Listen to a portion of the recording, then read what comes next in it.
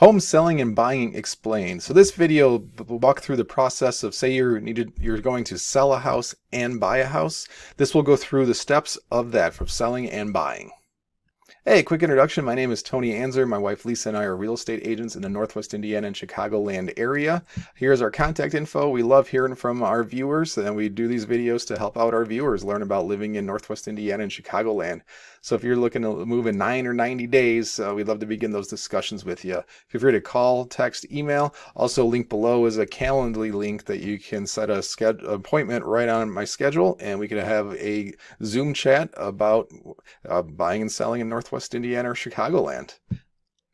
And if you could do us a favor, if you get any value from this video, if you would hit that thumbs up and subscribe button, it really helps out the channel, and it will notify you of videos that we put out about Northwest Indiana and Chicagoland, and we put out videos weekly.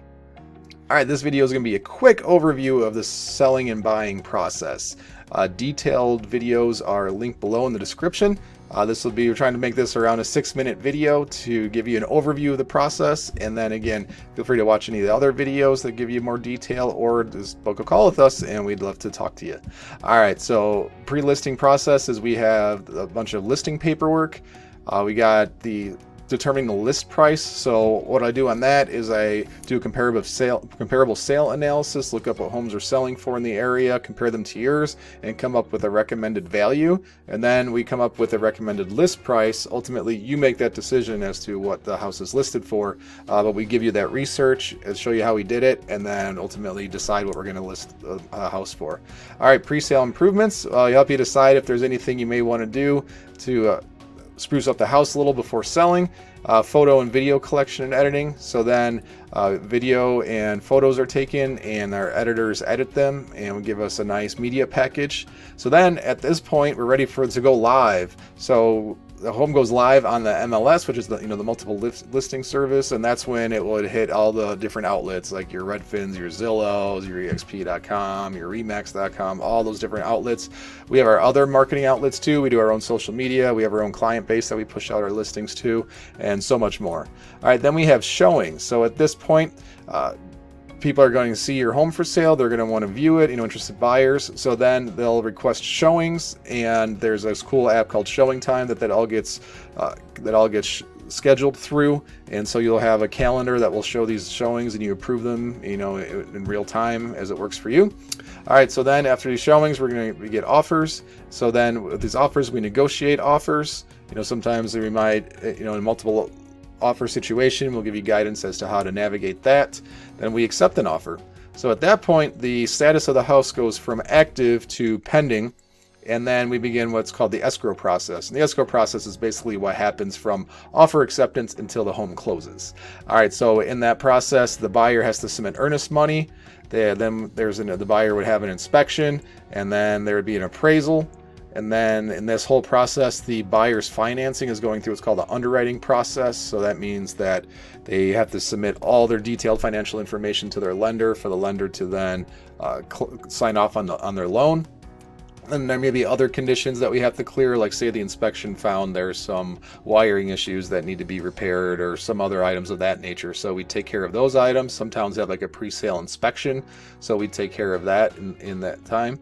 And then preparing for funds transfers. So when the closing happens and you get closing proceeds, we just need to give your banking information to the title company so that your proceeds can get wired to your account or details of that sort.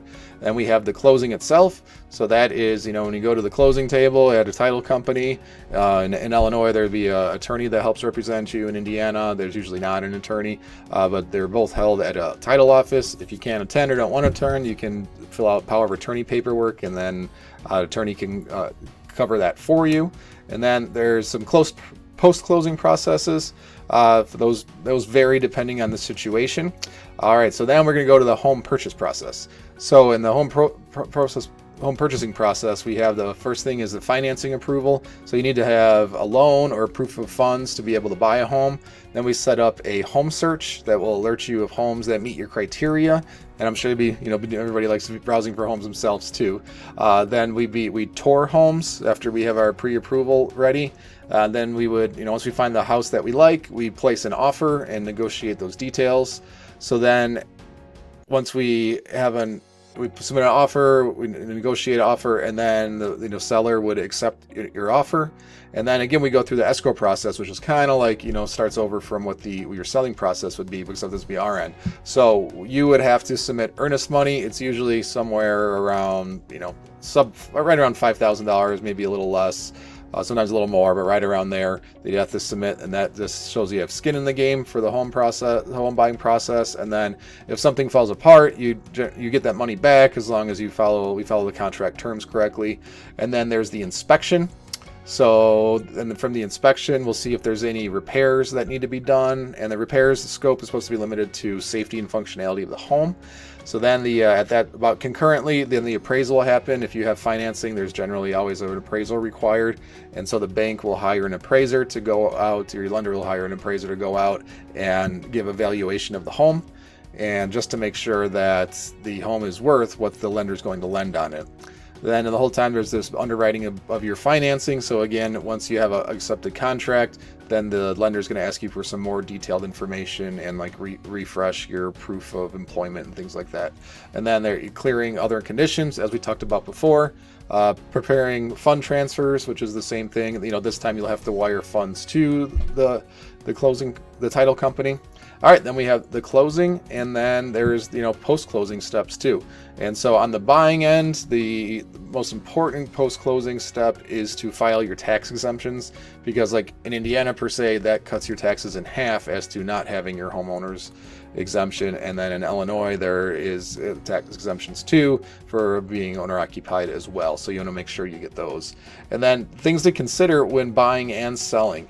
So working with the same agent is very huge, so that usually that's what comes into play in a few different things, because when you're on the buying end and say you're going to put an offer that's contingent on selling your other offer, you want the same agent to be able to be in the know and make those processes happen, and just make sure that the paperwork's getting done well before you sell. If you can buy before you sell, that's always good too, because in ways you can do that, like you say, like, hey, I don't have 20% or whatever it is down. Some ways to get the money is that you could get a home equity line of credit or a bridge loan. A bridge loan is kind of like a home equity line of credit, except it's intended for the purpose of buying, getting money out to buy a house.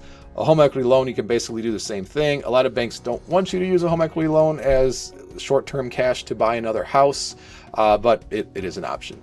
All right, interim housing too, is that an option for you? Is that something you're willing or able to do?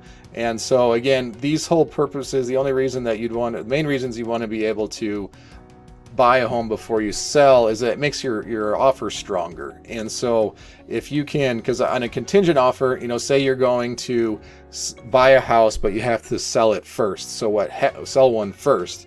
And so in that scenario, how the contracts work, the Illinois and Indiana contracts work, is that a seller can accept your offer, but then there's these kick-out clauses in there. So that means that basically the seller basically saying, hey, I'm accepting your offer, but if I get a better offer, you have generally 24 or 48 to 36 hours to remove your contingency. And so if you can't, then your offer can get bumped. So maybe there's this house you're really excited about, and then you get bumped from it, and you have to start this process over on a different purchase. So if there's a way to buy without being contingent on sale, that's always best to assure that you get the house that you're looking for. And another thing to consider too is that, especially if it's a seller's market, then what you could do is you could negotiate that, hey, I'm going to sell my house, but I'm going to make a requirement that we get to live in the house for, say, up to 3 months after closing. Like currently I have a contract like that, and that really worked well because the house was really sought after. They were able to sell it, get the cash out, and still be in that house for up to 3 months while they shop for and purchase their next house. So that worked pretty well for them. So that was a very quick overview of the selling and buying process. I'm sure you got questions, and again, that's what we're here for. We love to hear from you and answer your questions. And again, you could book a call, and we'd love to give you a free consult of how the buying and selling process works. Yeah, please feel to reach out, call, text, or email, or book a call. And again, hit that subscribe and like button, and we'll see you on the next one.